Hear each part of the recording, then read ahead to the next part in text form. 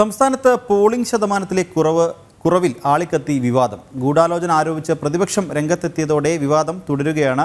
അതേസമയം കുറ്റമറ്റ രീതിയിലാണ് തെരഞ്ഞെടുപ്പ് നടത്തിയതെന്ന ആത്മവിശ്വാസത്തിലാണ് മുഖ്യ തെരഞ്ഞെടുപ്പ് ഓഫീസർ.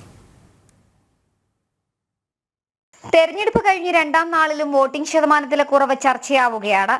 ഇടതു വലതു മുന്നണികൾക്ക് വോട്ടിംഗ് ശതമാനത്തിലെ കുറവ് ബാധിക്കുമെന്ന സ്വയം ആശങ്കയുണ്ട്.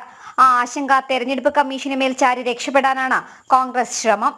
തെരഞ്ഞെടുപ്പ് നടത്തിപ്പിൽ കമ്മീഷൻ പൂർണ്ണ പരാജയമെന്നും വീഴ്ചയെക്കുറിച്ച് സമഗ്ര അന്വേഷണം നടത്തണമെന്നുമാണ് പ്രതിപക്ഷ നേതാവ് വി.ഡി. സതീശന്റെ പ്രതികരണം.